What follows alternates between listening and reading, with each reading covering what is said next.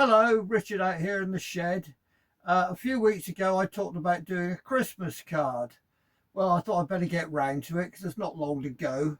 So I thought I'd use this as a demonstration to show how little you need to actually do some lino printing.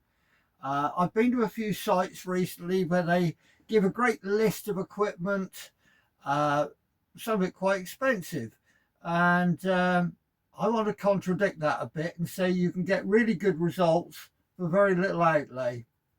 So for my card, this is everything I used. I drew my card out on a piece of tracing paper, fairly basic, just an outline. I used a bit of this carbon paper to transfer onto my lino.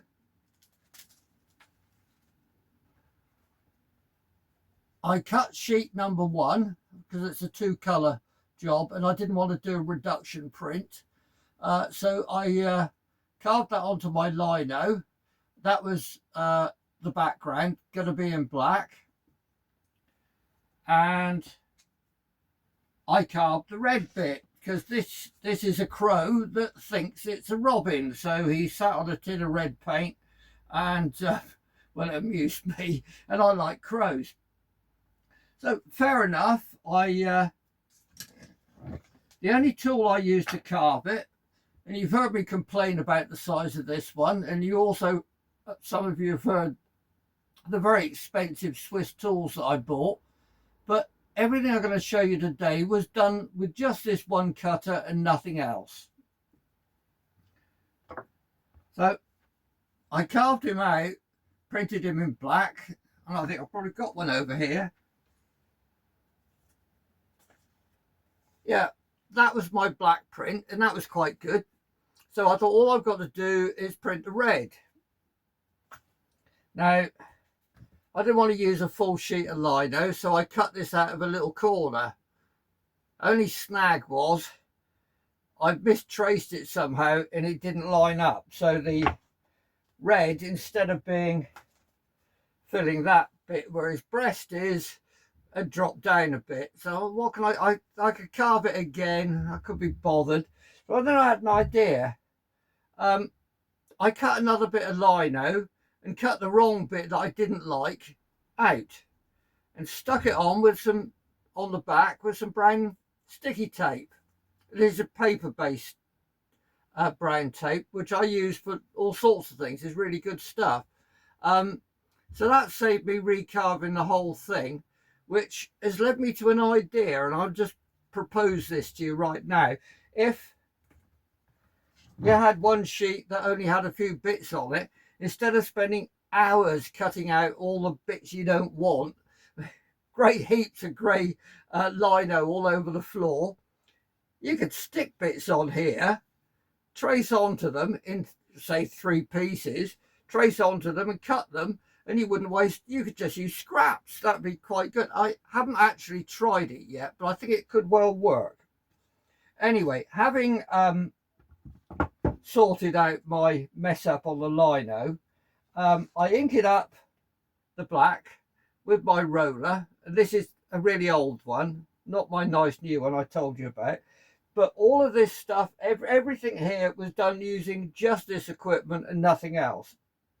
So I stand it on this block to roll it out, and I've got a sheet of glass, but I've seen people use cling film stretched over a piece of wood, so that would be just as good.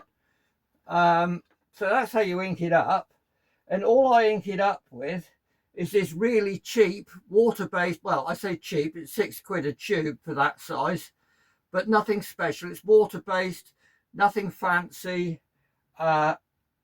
All the experts, and some of which I'll tell you about later, recommend that you use basically water-safe, water-soluble, oil-based inks, which means you can wash them out with a bit of oil, like baby oil, and you can then wash it with washing up liquid. I find that this has been working quite well. The quality of these prints particularly this one, I think is really excellent, and I don't think I'd improve it with better ink. So then you come on to registration, and all I use for registration is this, and it's the back sheet of a sketch pad. I got bits of card stuck on here, which means I can put my block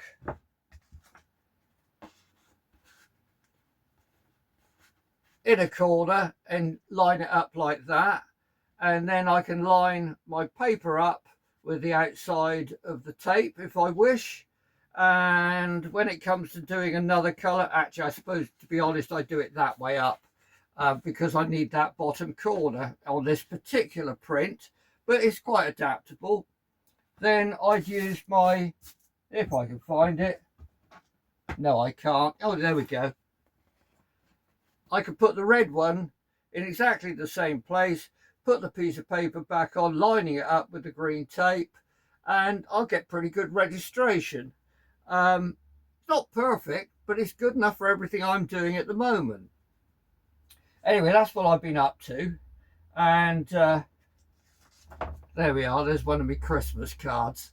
So I'll be sending a few of those out. You're probably not on my mailing list. These were done using exactly the same equipment. Nothing more special, and I've been going to a couple of sites and posting my work up, and I thought I'd mention them to you. One is art and printmaking, and I've got a few bits up there. And they've got an AI program that writes descriptions. Now, I never write descriptions for my work, and I can't believe how magnificent they made this sound. Well, AI made it sound. It's quite an intellectual site. It comes up with little questions every now and again between posts like, can art exist without philosophy? To which I replied, I don't know, I just do pictures. I'm too thick to understand the question. Anyway, it's got some really fantastic work on it. If you want to be intimidated, go have a look. But it's a really nice site full of really nice work. Now, the other site I go to is lino cutting, carving and printmaking. Now, this covers woodblock printing, a little bit of lithography, but it's mostly lino printing. And it's absolutely full of really talented people, plus an awful lot of beginners who ask an awful lot of questions. How do I do this? How do I transfer something printed on a laser printer directly onto lino using something called Mod Podge, apparently, which is a lovely word. But it's full of people who are really good and are really good at answering questions, far better than I would be. And I got a few bits up there. And in fact, that one up there's got 150 likes on it, which blows me away. And I'd say it was all about quality, but I'm afraid my Christmas card was just a bit of fun, and I got about 115 likes on that as well. But do go and have a look, because one, it's inspirational, and two, it's really helpful.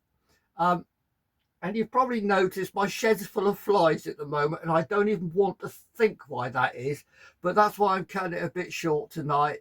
So I will go and edit this and get it up, and it's quite mild today. It's quite nice out here. I've also got a light switch to mend, and on Tuesday I've got a hospital dental appointment, which I'm not looking forward to, so have a thought for me on Tuesday. See you soon. Bye.